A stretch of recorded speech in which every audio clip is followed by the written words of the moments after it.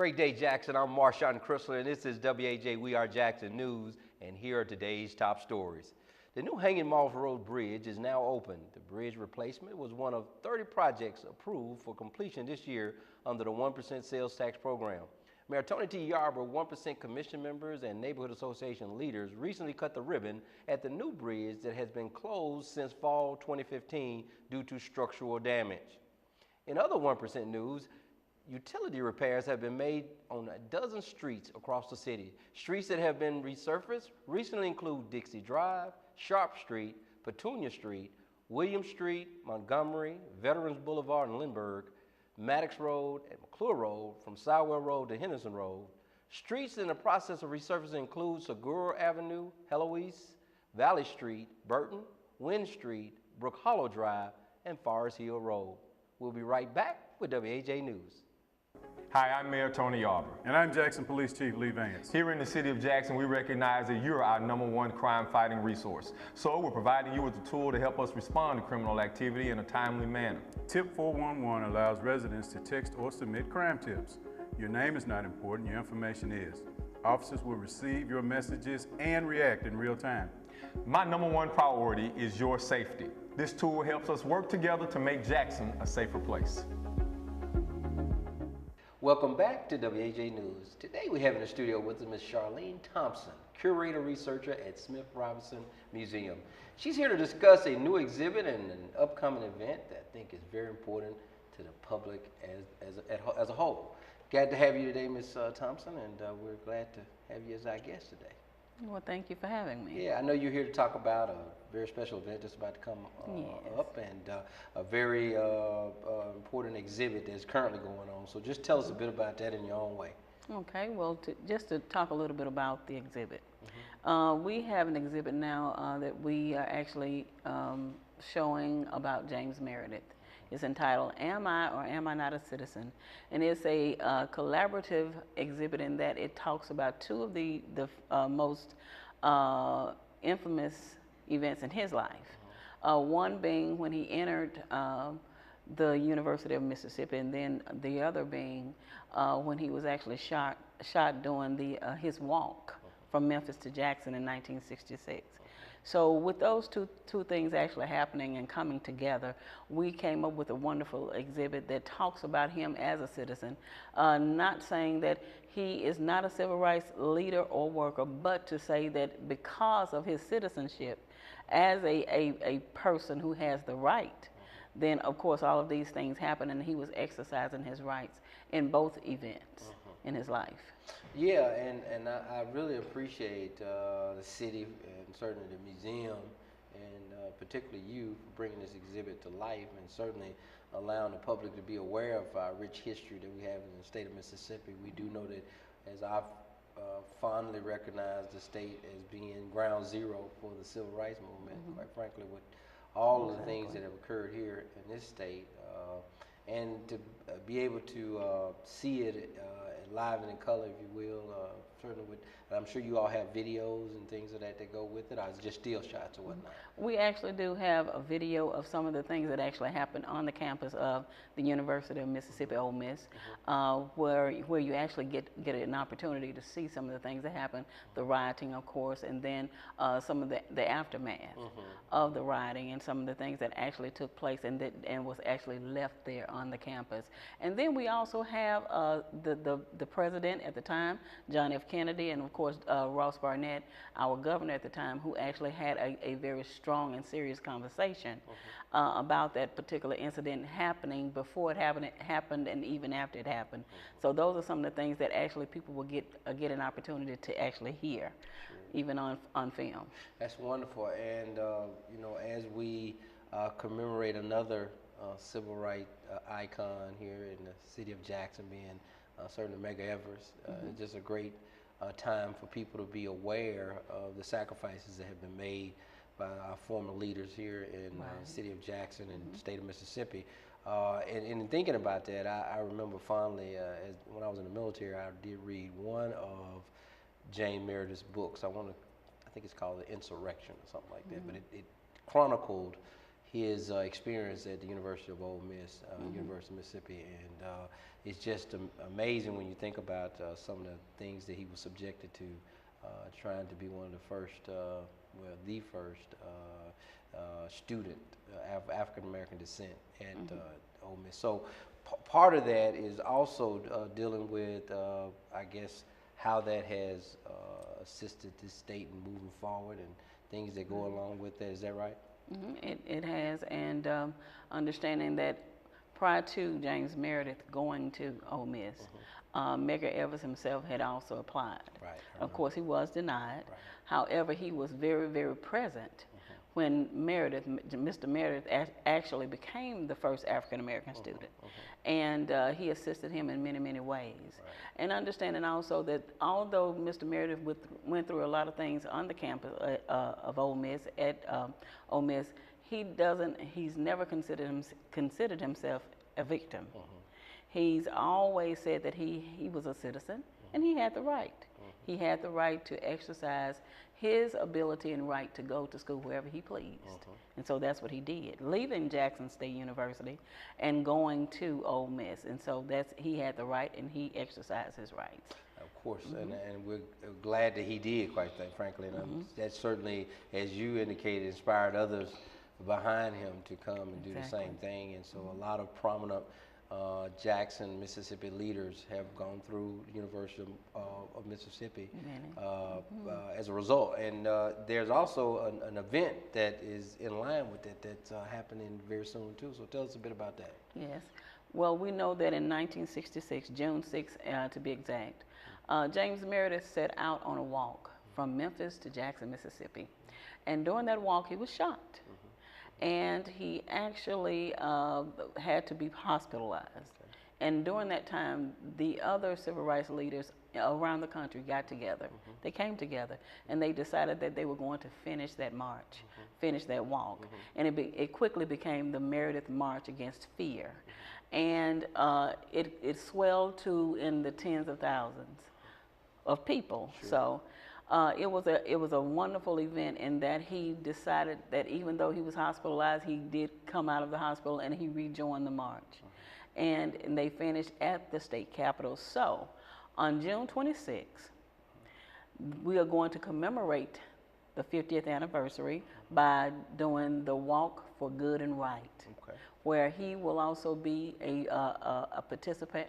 And from the Smith Robertson Museum, starting at 4 p.m., on the 26th, we are going to march from the museum to the state capitol, and actually there he will be the guest speaker. Okay, wonderful. So that's going to be 4 p.m. on June 26th? June 26th. Starting at 4 p.m. Starting at 4 p.m. Okay, and is it one of these events that certain people participate? Does anybody get an opportunity to march with them? Anyone who wants to participate is more than welcome, and there will also be a reception that will take place from 2 p.m. to 4 p.m. that will give people an opportunity to come in and look at the exhibit.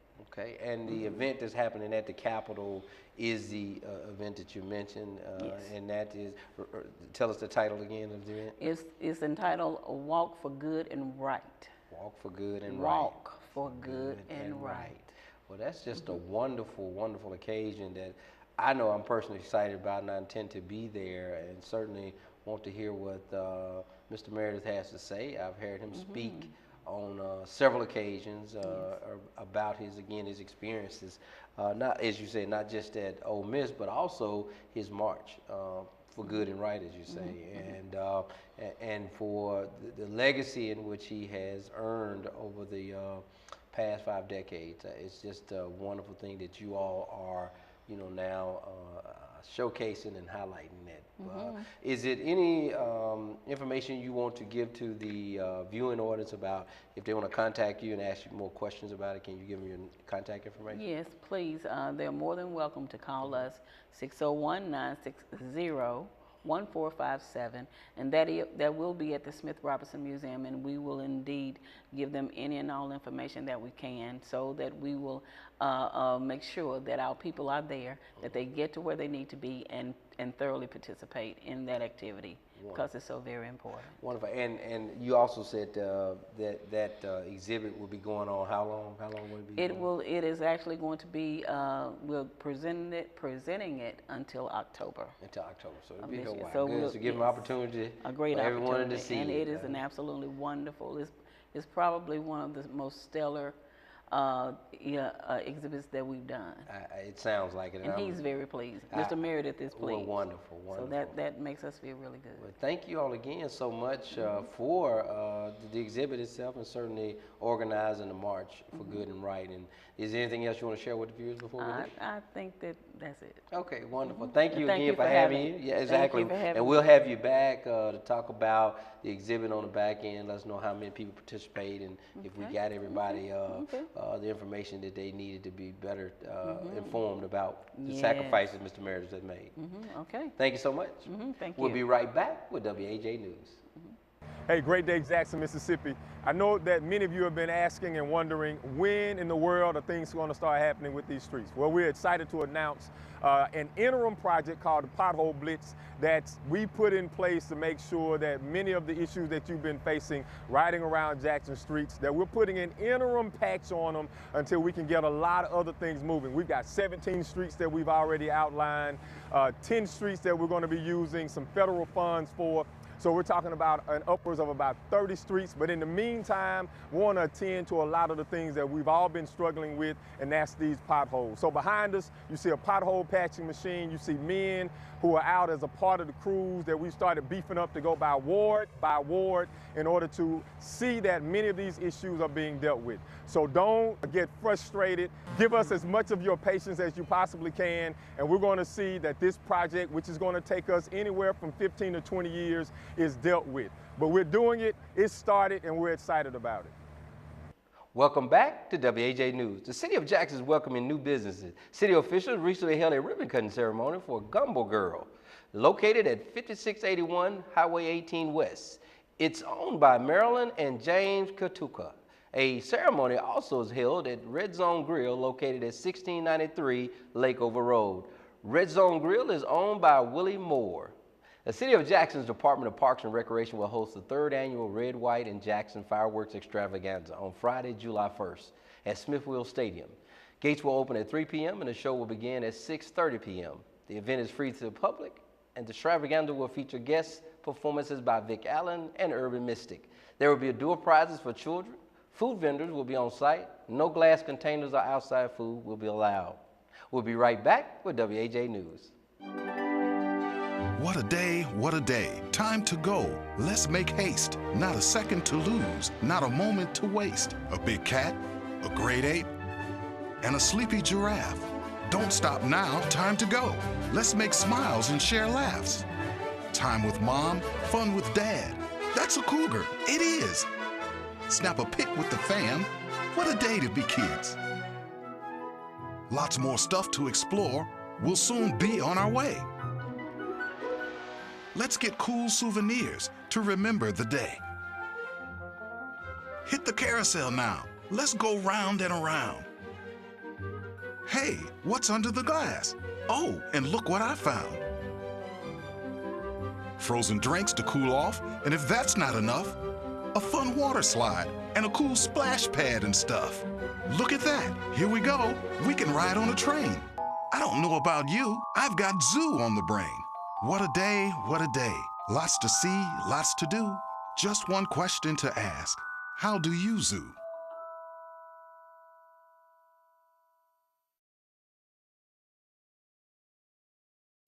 Welcome back to WAJ News. We now have in the studio with us Ms. Fallon Brewster, Director of Public Relations and Marketing for the Jackson Medical Mall. She's here to discuss upcoming events that are happening at the Medical Mall, and we're glad to have her in the studio today. Welcome, Ms. Fallon. How you doing?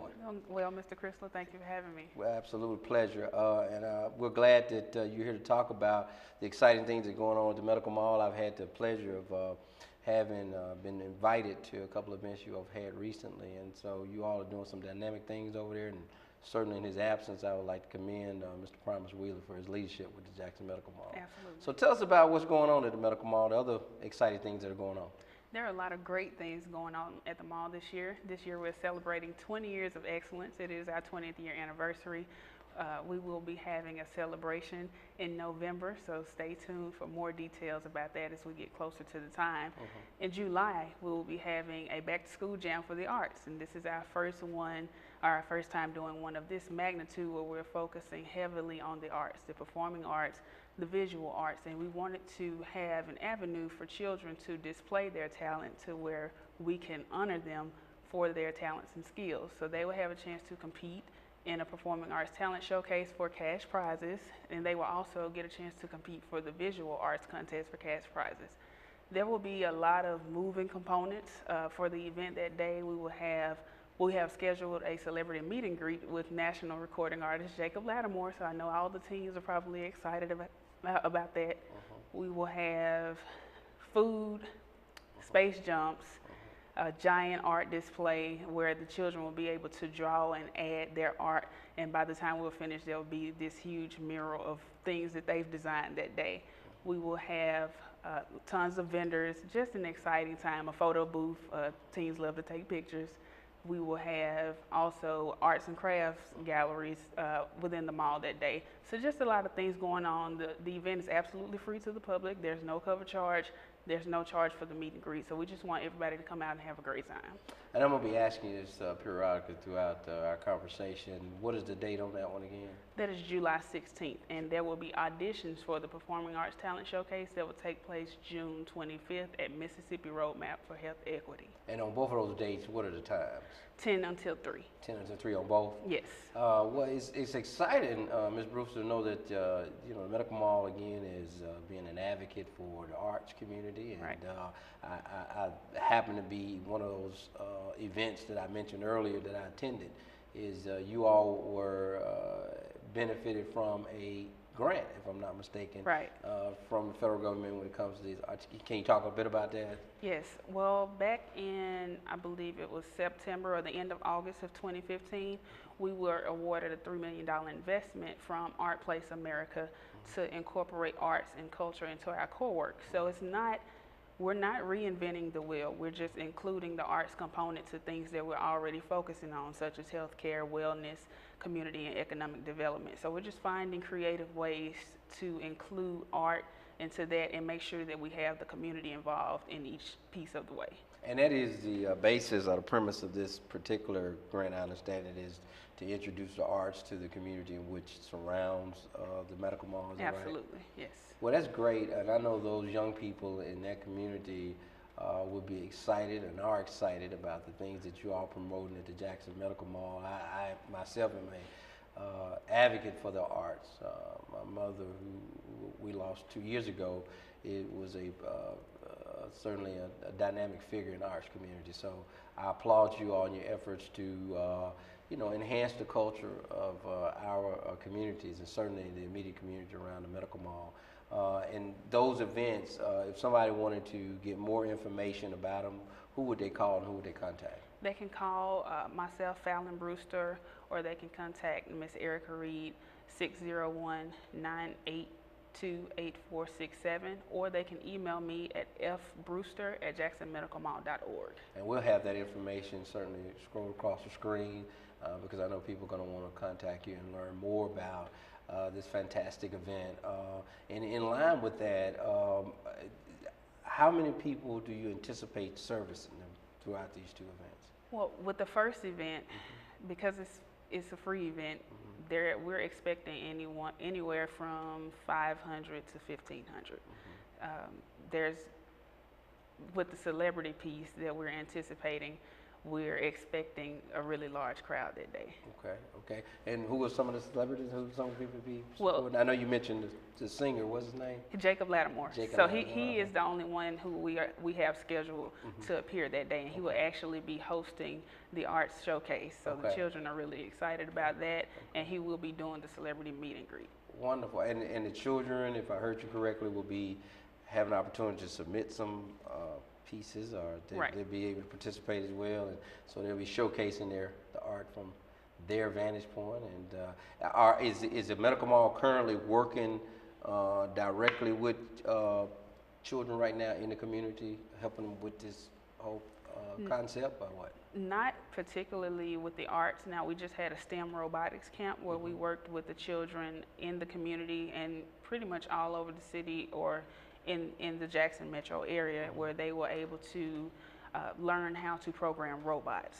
So that's a little bit different on the technology side, but some people consider that art. So we have directly worked with the children on that. Okay. Is that something you all think y'all might be doing in the future in terms of camps and things of that nature when it helps promote arts? Absolutely.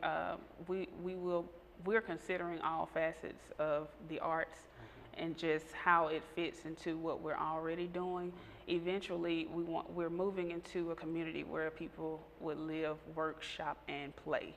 And so we want to be an all-inclusive community where people can do whatever it is that they want to do within our community. Sure. I thought, but y'all, I could tell that, as they say, the medical mall is under new management, and you certainly are part of that in terms of the public relation piece. So we know that some of the things are going on, and I know that you all are expanding in a lot of ways. And like I say, I just thank Mr. Wheeler for his aggressive posture when it comes to getting the medical mall where we all like to see it, and it is certainly there right now. So we know it's going to have a very bright future. But this arts production that you all are doing certainly is a welcome to the community, not only in the Bailey Avenue area, but the city of Jackson. So Absolutely. we're glad that you brought that information to us. Is there anything you would like to share, and as a final remark to the viewing audience? Sure. We just want to encourage the children to come out and to audition on June 25th, and that's at the Mississippi Roadmap for Health Equity. That's on the Livingston Road side of the Jackson Medical Mall. So singers, dancers, performers, we want to see you that day. If you can register ahead of time, that'll be great. You can email me at fbrewster@jacksonmedicalmall.org. We're encouraging children from ages 13 through 18 to audition to compete in the performing arts piece. Wonderful. Well, we thank you again, Ms. Fallon Brewster, Director of Public Relations and Marketing for the Jackson Medical Mall. We'll certainly have you back in the studio real soon, talk about the event and how it went and other events that will be going on, I'm sure, in the future with the Jackson Medical Mall. Absolutely. Thank you for having me. You're welcome. We'll be right back with WAJ News. AmeriCorps strengthens communities and develops leaders through community service. Are you ready to make a difference? AmeriCorps allows you to use your energy and talents to help others while earning money and gaining job skills. If you are age 18 or older, AmeriCorps is waiting for you. The City of Jackson AmeriCorps program has recruited members for the 2016-2017 class. AmeriCorps is a great opportunity to serve the community and receive an education award and living allowance. The mission of AmeriCorps program is to revitalize communities, improve the quality of life, and enhance nutritional and educational awareness of low-income individuals through community service. The deadline to apply is July 22nd. Applications are available at the Department of Human and Cultural Services at the Metro Center Mall. The City of Jackson recently partnered with the Mississippi Department of Rehabilitative Services for the state agency's summer employment program. Mississippi School for the Deaf student Darius Trice interned for 2 weeks with the Director of Communications, Sheila Bird, and the staff at PEG. Trice said the experience has made him want to pursue a career in communications. This year's summer youth employment program is underway. The city is employing 300 youth, while private sector partners are employing another 425 youth. Youth are working a wide range of jobs, including within the City of Jackson's departments. Mayor Tony T. Yarber and the Department of Human and Cultural Services officials held a news conference to announce the program. The mayor says the program is a building block for young people as it provides on-the-job training and additional educational and financial literacy. The Department of Public Works Pothole Blitz is ongoing. The public can get a list of the streets getting repaired each day. Just visit the city's website at www.jacksonmiss.gov to find out more information about the streets that are on the list. Residents are encouraged to call 311 to report a pothole. Now let's turn our attention to Dr. Timothy Quinn with Healthy Jackson. Thanks, Marshan. Today we're going to talk about the Mayor's Task Force. Mayor Tony Yarber started a task force because he cares about the people of Jackson. Mayor Yarber expressed that he was interested in the people's financial status as far as helping them to earn more money and have a better lifestyle for their families. He's also very interested in the education of the children, being a former educator. So he met with me and others because he also has a very sincere concern about the health of the people of Jackson. So he formed Mayor Tony Yarber's task force for a healthier Jackson. So far, we've had many accomplishments. We've screened hundreds of city employees by going to their specific work sites and checking their blood pressures. For those whose blood pressure was determined elevated, they were given information on clinics where they could follow up, and they were encouraged. And a lot of them followed up, and a lot of these people who had elevated blood pressure were put on medication. Some made lifestyle changes, but the bottom line is we made a significant impact on the health of the employees that service the Jacksonians. The second stage included us going to many churches over the city of Jackson. We've screened hundreds of people in the churches where basically when church was released, we'd have students, nurses, and other healthcare providers set up in the fellowship halls of these churches. And we would check the blood pressures. At some churches, we do the blood pressure and the glucose checks to ensure they don't have diabetes and not know it. For those whose blood pressures or blood glucose levels were elevated, we would refer them out to clinics to get follow-up care. We even had one lady we had to send to the emergency room, and she was admitted for a couple of days. They later told her, had she have not come, she could have very well had a stroke in the very near time frame that she got her blood pressure taken. We've potentially saved a lot of lives, and Mayor Yarber is very excited about the success of his task force. We've also had community screenings. The first one was back in August of 2015, where we had dentists and optometrists to screen children for vision and dental problems, and a lot of the children followed up in these dental and optometry offices, and some got dental work and some got glasses, but the bottom line is those children, their potential was increased because now they can see the chalkboard or the blackboard and they don't have to suffer with dental problems. We had our second boot camp recently where we had over 600 participants, and they all came out to the Metro Center Mall and they participated in exercise and a lot of education about health. So the bottom line is the boot camp, the mayor's task force, the church screenings, the employee screenings, Mayor Tony Yarber through his task force for a healthier Jackson is increasing the health for the people of Jackson, and we're very excited. If you want to know more about our task force, feel free to visit our website at mayortaskforce.com for more information on how to contact. Thanks, Dr. Quinn. Well, that's going to do it for this edition of WAJ We Are Jackson News. From everyone here, thank you for watching WAJ News. I'm Marshawn Chrysler. Good day, Jackson.